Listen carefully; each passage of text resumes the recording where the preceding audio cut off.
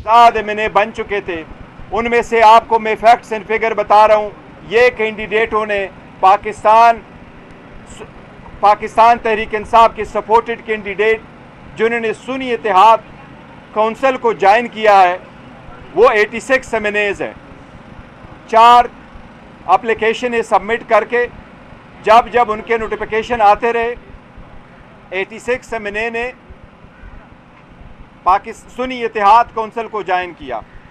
इसी तरह पंजाब में 107 एमपीए ने सुन्नी इत्तेहाद काउंसिल को ज्वाइन किया है। इसी तरह केपीके में 90 एमपीए ने सुन्नी इत्तेहाद काउंसिल को ज्वाइन किया है। और इसी तरह सिंध असम्बली में 9 एमपीए ने सुन्नी इत्तेहाद काउंसिल को ज्वाइन किया है। इनकी तरफ से हमने 4 दरख्वास्तें भेजी। सुन्नी इत्तेहाद काउंसिल की तरफ से 4 एप्लीकेशन इलेक्शन कमीशन के पास गई कि नेशनल असम्बली और इन 3 प्रोविंशियल असम्बली में हमें रिज़र्व सीट जो वमेन की है और जो नॉन मुस्लिम की है, ये टोटल 227 सीटें बनती है। इसमें नेशनल असम्बली में 60 वमेन की और 10 नॉन मुस्लिम की सीटें रिज़र्व है। कानून में यही लिखा है कि हर आज़ाद उम्मीदवार के पास हक़ है वो 3 दिन के अंदर अंदर अपने नोटिफिकेशन है, जिस भी पॉलिटिकल पार्टी का लफ्ज़ लिखा हुआ है, जिस भी पॉलिटिकल पार्टी को वो ज्वाइन करे, उनकी स्ट्रेंथ पे एलोकेशन रिज़र्व सीट उनके पास मिलेगी।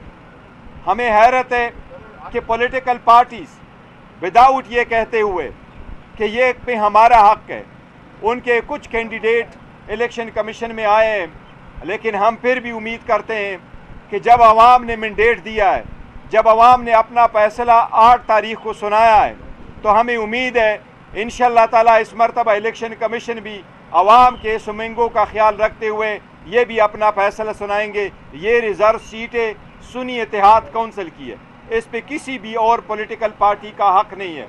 इंशाअल्लाह ताला कल तफसील के साथ करेंगे, लेकिन हम फिर भी इलेक्शन कमीशन से गुजारिश करेंगे कि आज तक आपके हर फैसले ने हमारे आईनी कानूनी हकूक़ का तहफ़्फ़ुज़ नहीं किया था। हमें बड़े अंदेशे थे, हमें बड़ी रिजर्वेशंस थी, जिस फोरम पे जाना था हम गए थे, लेकिन हमने आप पे एतमाद किया, आपका एहतराम किया, हर मरतबा आपके पास आए। हम उम्मीद करते हैं इलेक्शन कमीशन इस मरतबा ज़रूर ख़ुद ये सोचेगी कि ये इनका फ़ैसला इंसाफ पे मबनी होगा। मुझे उम्मीद है इंशाअल्लाह कल फ़ैसला होगा। और इलेक्शन कमीशन से ये भी इल्तिजा है कि कोई भी फोरम जब तक रिज़र्व सीटों का फैसला ना हुआ हो तो कोई भी सेशन नहीं हो सकता। पंजाब का सेशन गैर कानूनी तरीके से हुआ, सिंध असम्बली का सेशन गैर कानूनी तरीके से हुआ, नेशनल असम्बली का सेशन अगर होगा वो भी गैर कानूनी तरीके से होगा, क्योंकि पहले सारे फोरम्स जो है, चाहे हाउस है नेशनल असम्बली का, चाहे वो प्रोविंशियल असम्बली के, उनके सारे मेंबरान के नोटिफिकेशन हो जाए, उसके बाद असम्बली बुलाना लाजिम है, उससे पहले नहीं। इसलिए कमीशन से दरख्वास्त है कि इसका भी नोटिस ले और हर सूरत में कल इन सारे रिजर्व सीट पे फैसला फरमाएँ। अब उम्मीद है चेयरमैन साहब कुछ कहेंगे सुन्नी इत्तेहाद काउंसिल साहबजादा साहब। बिस्मिल्लाहिर्रहमानिर्रहीम। सबसे पहले मैं एक ही बात कहना चाहता हूँ, क्योंकि चेयरमैन बैरिस्टर गौर साहब बड़ी तफसील के साथ तमाम कानूनी नुकात आपके सामने रख चुके हैं। और बड़ी एक सरप्राइजिंग चीज़ थी कि हम चूँकि पाकिस्तान तहरीक इंसाफ के इत्तेहादी थे, हम 3 जमातें, और रिज़र्व सीट्स के हवाला से हमने तकरीबन 6 रोज़ पहले एप्लीकेशन दी हुई थी। हमारी एप्लीकेशन को तो दरखुर एतना नहीं समझा गया, लेकिन रातों रात 6 पटिशन्स दायर होती हैं और आज की डेट भी फिक्स हो जाती है। तो मेरा ख्याल है कि होप अगेंस्ट द होप हम ये उम्मीद करते हैं कि इलेक्शन कमीशन ऑफ पाकिस्तान इस मरतबा कम अज़ कम हक़ाइक़ के मुताबिक, आइन के मुताबिक और कानून के मुताबिक फ़ैसला करेगा। बनारसी ठग आए थे अपना हिस्सा लेने के लिए, और इनका अलमिया ये है कि ये समझते हैं कि पाकिस्तान की हर चीज़ में इनका हिस्सा विरासती तौर पर मौजूद है। और मेरा ख्याल है कि अगर इनकी ज़हनी कैफियत यही रही तो कुछ अरसे के बाद इंडिया और बांग्लादेश में होने वाले इंतखाबात के हवाला से भी ये पाकिस्तान के इलेक्शन कमीशन में या कोर्ट ऑफ लॉ में ये कहकर पहुंच जाएंगे कि वहाँ पर भी हमारा हिस्सा मौजूद है। इंसान में कुछ शर्म होती है, कुछ हया होती है। ये इन्हीं के एक बड़े आजमूदा सियासतदान ने हमें बताया था, लेकिन कौम उस वक़्त गलत समझी। दरअसल वो शर्म और हया अपने बारे में बात कर रहे थे कि उसकी कमी इनके पास मौजूद है कि किसी का हक, किसी का हिस्सा, किसी की सीटें, किसी का मैंडेट। अव्वल तो चोरी किया गया, पंजाब के अंदर चोरी किया गया। वज़ीर आज़म पाकिस्तान वापस आएगा और आपको ये बनारसी ठग इस मुल्क से भागते हुए नजर आएंगे। Thank you. निशान पे इलेक्शन नहीं लड़ी, ना ही जीती है, तो फिर आप कैसे रिजर्व सीट्स की डिमांड कर रहे हैं? देखिए, मैं आपको वो लीगल इशू है, देखिए कानून के मुताबिक यही लिखा हुआ, आईन में लिखा हुआ है और इस तरह एक्ट में लिखा हुआ, रूल्स में लिखा हुआ है कि पॉलिटिकल पार्टी, पार्लियामेंट्री पार्टी नहीं, पॉलिटिकल पार्टी, अगर मैं इलेक्शन जीत करके आता हूं और पार्लियामान में 2-3 पार्टी मौजूद है जिससे मेरा नज़रिया नहीं बलकता, तो ये मेरे राइट की वायलेशन होगी कि आप मुझे फोर्स करेंगे इन पार्टियों में चले जाओ वरना आप आज़ाद रहो। ये मेरा आर्टिकल 17 का भी बुनियादी हक है और ये मेरे एज ए पॉलिटिकल वर्कर भी हक है। मैं जिस पार्टी को चाहूँ ज्वाइन करूँ, इसलिए लॉ में ये कतगन नहीं है, इस पर जजमेंट्स मौजूद है। वो पॉलिटिकल पार्टी है, कोई भी पॉलिटिकल पार्टी आप ज्वाइन कर सकते हैं और इंशाल्लाह ताला इसके मुताबिक फैसला होगा। आपकी दरख्वास्त के खिलाफ जो रातों रात उन्होंने बाकी दरख्वास्तें कबूल की है, तो इससे तो यही तासुर लगता है कि आपको जो रिजर्व सीट बख्शी है ये नहीं दे रहे। नहीं, इंशाल्लाह ताला ये नहीं, वो इलेक्शन कमीशन ने दरख्वास्तें सारी सुननी है।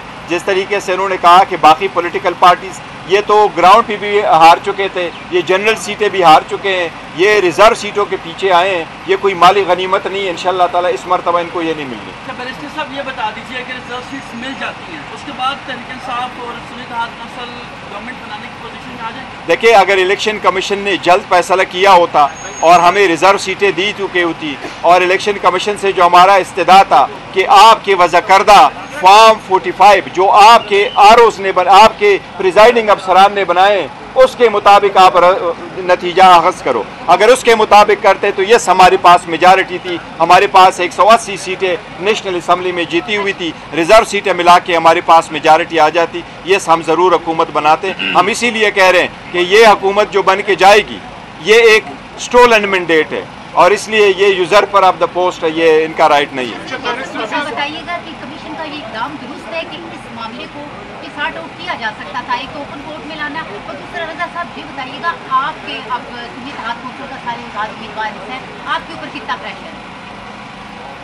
प्रेशर इस हवाले से जितना भी हो, प्रेशर मर्द फेस करते हैं और मैदान का जो खिलाड़ी है उसने प्रेशर ही फेस करना होता है। ये चीज़ें मैटर नहीं करती, मैं समझता हूँ। कुछ लोग ऐसे होते हैं जिनके लिए प्रेशर और ये चीज़ें सानवी हैसियत रखती हैं, वो प्रिंसिपल स्टैंड के ऊपर खड़े होते हैं। हम ऑल आउट इमरान खान साहब के साथ खड़े रहे हैं और I just want to make it clear कि मैं और मेरी party till last moment Imran Khan के साथ खड़े हैं। हम पीछे नहीं होंगे इंशाल्लाह। थैंक यू जी, थैंक यू, थैंक यू। ये सारा इशू जो है क्या सदारती इंतखाबात, ये हो सकता है कि सेनेटर लटका दे, आप अगर लटकता है तो उसकी क्या इम्पैक्ट होगा? नहीं, लटकेगा नहीं। देखो, इसका बहुत बड़ा इम्पैक्ट है। ये सीटें चाहिए होती है आपको, इवन स्पीकर, डिप्टी स्पीकर के इलेक्शन में, सेनेट के इलेक्शन में, प्रेसिडेंशियल इलेक्शन आ रहा है 9 तारीख के, उससे। लेकिन हमें ये उम्मीद ज़रूर है कि इन सीटों का फैसला भी जल्दी हो जाएगा। जिस तरह उन्होंने क्वेश्चन किया, नेक्स्ट फेज़ इसका ये होगा कि इलेक्शन कमीशन इसके लिए शेड्यूल अनाउंस करेगा। जो रिजर्व सीटों पे हमारे कैंडिडेट्स आएंगे उनका नॉमिनेशन पेपर होगा। हम वो भी इस्तदा करते हैं इलेक्शन कमीशन से कि वो जल्द से जल्द हो, ताकि 1 हफ्ते के अंदर अंदर हमारी सीटें वापस आ जाएं। Thank you, thank you.